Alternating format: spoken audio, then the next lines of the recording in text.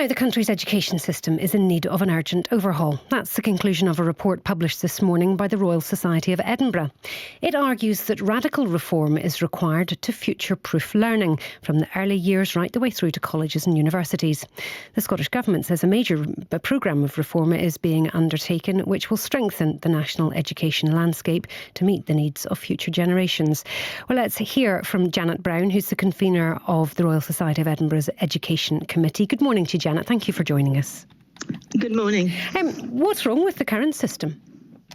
Well, I suppose we've got to think about why are we thinking about 2050. We've just heard on the last article the changes that have happened over the current period. But what will the world look like in 2050? The children that are in P1 today will be 25 by that point, and our education system needs to prepare them for that.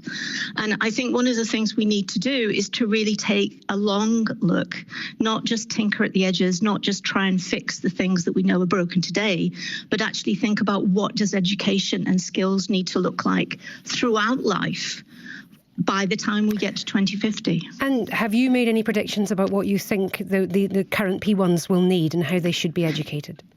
Well, I think one of the things that we need is something that is an education system that's flexible, that focuses on, yes, knowledge, but also the skills to apply that knowledge that are going to be needed both in the modern world that we know today, but the world that we don't know about. And I think it's very, very important that we as a society think through what that means. And aspects of that are about what is the nature of learning in the school system? What is the nature of the learning when you're going through tertiary education? That's colleges and universities. But very importantly, what happens when you're in work and you need to reskill and upskill? Is the system able to support that? And do we need shorter, sharper, more focused learning that is accessible to everyone? So it sounds like you're expecting not just government and educators, but also industry to know what it needs in 25 years' time, when, as you say, things are changing very rapidly. We don't know what we might need in 25 years' time. No, we don't, but we know people need to be able to adapt to it. So one of the things we need to be thinking about is how do we teach, how do we encourage, how do we enable anybody to be able to learn how to learn, to know where to get knowledge from, to know how to acquire skills, to provide the capabilities for them to do that, so that the future that we cannot envisage yet will be something that allows them to participate in. So it's about making sure that the system is agile, flexible, and aligns with the outcomes of what is needed at that point in time. Wasn't that what Curriculum for Excellence was designed to do? It was introduced to give pupils the tools to cope in a faster-paced world, which would include much more skills-based learning alongside their academic subjects. Well, I think so. I think one of the things we need to do is that recognise that change in any system, particularly in education, requires that all society engages in this. And I think Curriculum for Excellence is an example which some people believed was absolutely the right thing to be done, and others believe that the old system is still fit for purpose. We need to engage, we need to talk about it, and we need to really make sure that we understand what we want from an education system as a society in Scotland. And Curriculum for Excellence, by the way, was also very, very focused on early years through the end of secondary.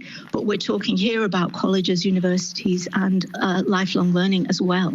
The Scottish Government says that it's determined to drive further improvements across Scotland's schools. It says a major programme of reform is being undertaken which will strengthen the national education landscape to meet the needs of future generations. Does that go far enough for you then? I think what we're doing is we're looking at individual issues rather than thinking about stepping back. Part of the reason why we chose 2050 is it gives you the ability to step back and think about what does the curriculum need to look like. That's what should be in the modern curriculum.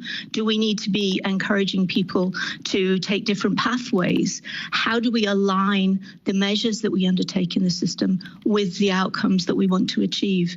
It's very, very important, I think, that we really truly take that longer look.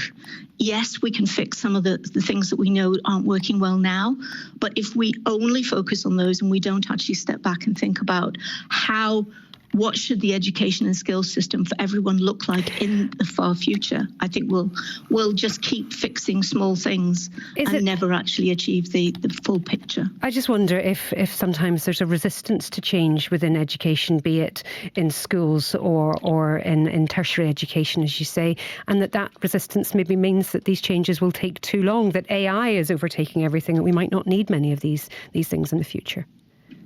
Oh, I think education is difficult to change, partly because the educators, the people who are actually helping people develop, are absolutely passionate about making sure that they do the right thing for their learners in front of them, and therefore they are very unwilling to take risks, which is something that we should be very pleased with. But we need to, that's why it needs to be a high level thought process. We need to be able to pilot things. We need to be able to change things on a time frame that is actually achievable and measurable, because we do not want to make mistakes. And you're right about AI. AI has a potentially positive effect, but we're currently thinking of it as merely a negative impact on education. And I think we need to start to think through, what does technology mean for us, and how can we embrace it and use it in a positive way whilst addressing the negative impacts of it. Janet, it's a fascinating subject. Thank you very much indeed for kicking that discussion off for us. Janet Brown is the convener of the Royal Society of Edinburgh's Education Committee.